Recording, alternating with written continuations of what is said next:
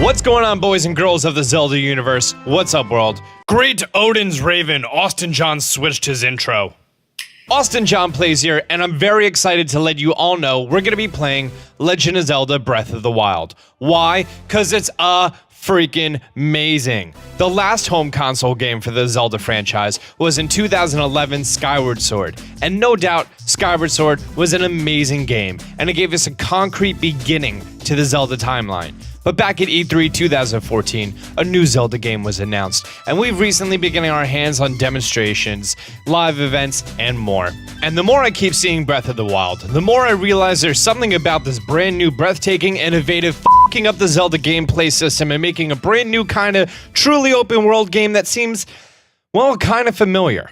It resembles Skyrim more than a traditional Zelda game, but there's a bunch of great things that I, and I hope you, can't wait to see. I've been studying the Treehouse gameplay, trailers, and more for everything that I've compiled for the top 7 things that you actually should know before playing Breath of the Wild. And the things that you should actually know, not like I scraped the bottom of the barrel for useless facts, like, look, you could use a leaf to make wind for a boat ride. Yay. First things first, it's huge, both in game and physical storage. The trailer depicts beautiful oceans, lush plains, deserts, mountains, snowscapes, deep forests, and volcanoes. And a floating thing, whatever that is. Breath of the Wild's map depicts an area which is estimated to be 360 square kilometers, or 139 square miles. That's bigger than Grand Theft Auto 5, Red Dead Redemption, and The Witcher 3. It's also bigger than any other Zelda game. Hell, it's bigger than any one of the 5 boroughs of New York City. It's 6 times the size of Manhattan. Hell, it's about the size of Dublin. So what is sprawled throughout the land of this big-ass Hyrule? How about 120 mini-dungeons, 900 Korok seed puzzles, 76 side quests, and a whole bunch of optional challenges, mini-games, unlockables, Easter eggs, and more? According to the guide that was pulled down from the European Amazon website. Thanks. And you know what they say about games with big maps? Big data storage. See what I did there? Downloading The Legend of Zelda Breath of the Wild on the Nintendo Switch requires 13.4 gigabytes of storage. That's over 41% of the console's 32 gigs internal. And keep in mind that 32 gigs doesn't take into account the operating system.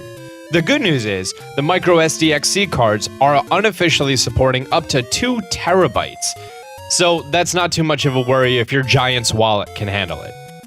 But don't think you'll be doing all that on foot, as I smoothly segue into the second thing, transportation. In the game, there are large resurrection shrines all throughout the landscape.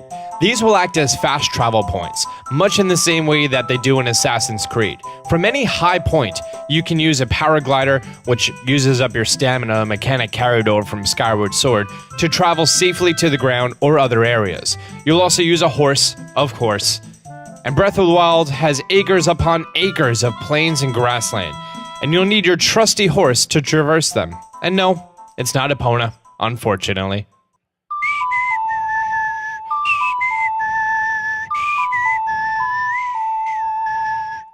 It's whatever the fuck you wrangle up. Link gets to run around and tame wild horses that you could bring to an outpost in the area, name, and register it so you could call upon them at a later point in the game. You can also call upon Wolf Link if you have the amiibo from Twilight Princess HD to help you out.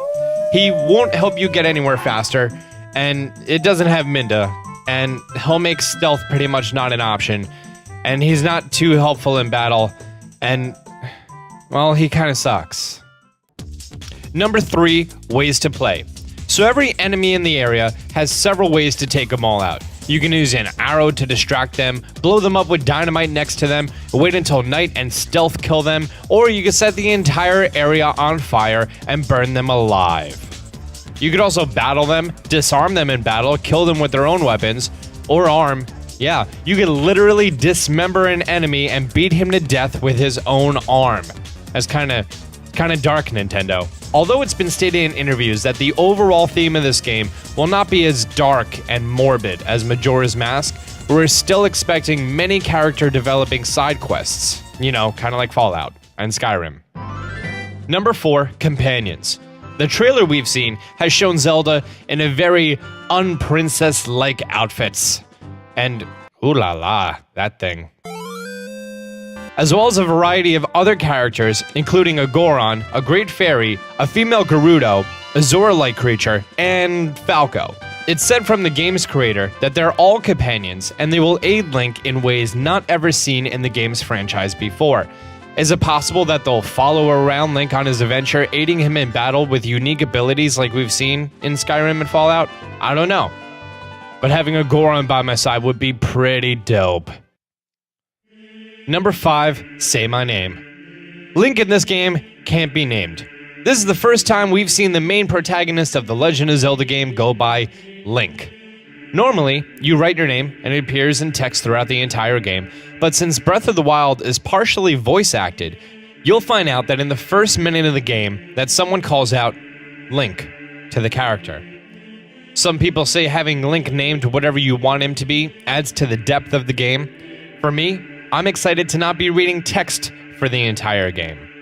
Every cutscene in the game is going to be voice acted, and it's said that some scenes will even bring you to tears.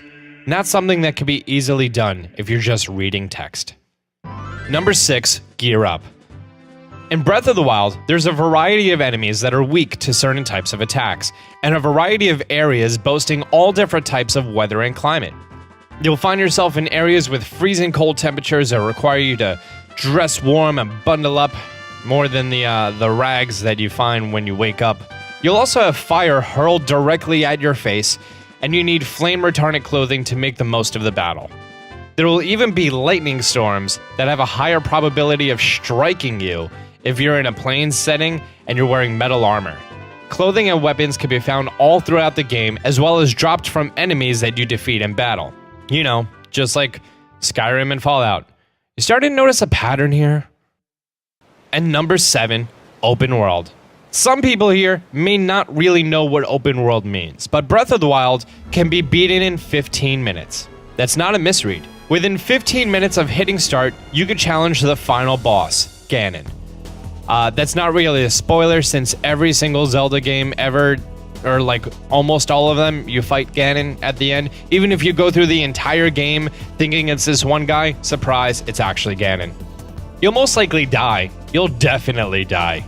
In fact, I'm sure there's going to be a really popular YouTube video of someone who beats the game in 15 minutes. Damn speedrunners.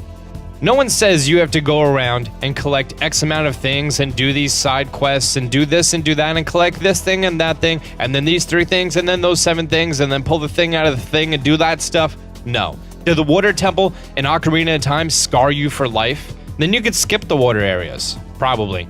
The bottom line is, you're dropped into a huge, expansive world filled with gear and upgradables and so many things. I just really hope there's a player base that we could store our collectibles and precious things, not just shoved into Link's pants. So that's 7 of the actually important things to know about Skyward Sword. Leave a comment down below if you plan on getting the game when it comes out worldwide on March 3rd as a launch title for the Nintendo Switch. I'm also going to be doing a giveaway for a copy of Breath of the Wild for either Wii U or Switch, whichever the winner chooses. To be eligible, be sure to like the video, subscribe to the channel, and leave a comment down below with what you're most excited for in the game with the hashtag AustinJohnZelda. The winner will be drawn after the game's release. Till next time, Austin John out.